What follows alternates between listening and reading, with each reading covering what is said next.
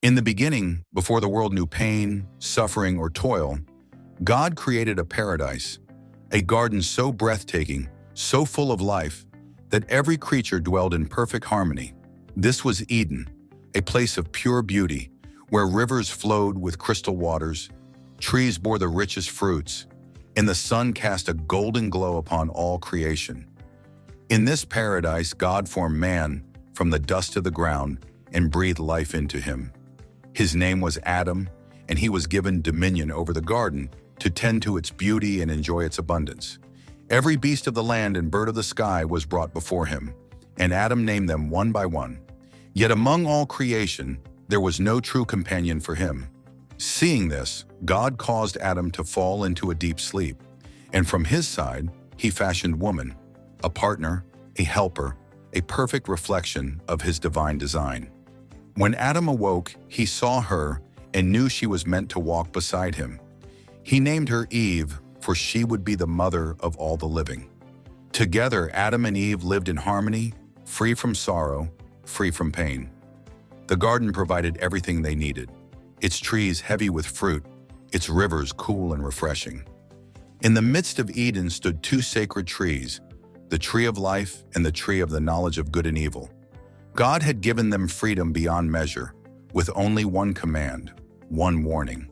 They could eat from any tree in the garden except the tree of knowledge, for on the day they ate of it, they would surely die.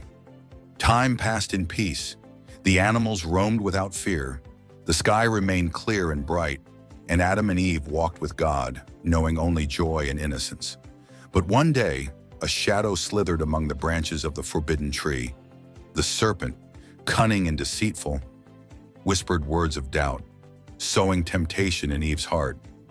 He told her that eating the fruit would not bring death, but rather wisdom, that it would open her eyes and make her like God himself, knowing good and evil. Eve looked upon the fruit. It was beautiful, ripe, and enticing. A war waged within her, obedience or curiosity, trust or desire. Slowly she reached out, plucked the fruit, and took a bite. At that moment, the world seemed to change. A rush of knowledge flooded her mind, and she turned to Adam, offering him the fruit as well. He hesitated, but then he too ate. The moment the fruit touched their lips, their innocence shattered. Their eyes were opened, and they saw what they had never seen before. They felt shame, shame of their nakedness, shame of their disobedience. In fear, they wove fig leaves together to cover themselves, for they knew they had done what was forbidden. Then in the cool of the evening, the voice of the Lord called out in the garden. Adam and Eve, filled with fear, hid among the trees. But God knew what had been done. With sorrow in his voice, he asked, "Have you eaten from the tree which I commanded you not to eat?" Adam spoke first, his voice trembling. He blamed Eve, saying she had given him the fruit. Eve, in turn, pointed to the serpent, saying he had deceived her. But the consequences had already been set in motion. God turned to the serpent and declared his curse, that he would crawl on his belly all the days of his life, and that one day the offspring of the woman would crush his head, though he would strike at his heel. To Eve, he declared that pain would come upon her in childbirth, and to Adam, he decreed that the ground would no longer yield its fruit so easily. From that moment on, he would toil and labor for his food, and then, the greatest punishment of all, banishment from the Garden of Eden. With heavy hearts, Adam and Eve were clothed by God in garments made from animal skin. It was the first sacrifice, a sign of the cost of sin. Then they were led to the edge of the garden, where an angel with a flaming sword was placed to guard the entrance, so that they could never return and eat from the tree of life. As they stepped beyond Eden's gates, a new journey began, a journey filled with struggle, hardship, and sorrow.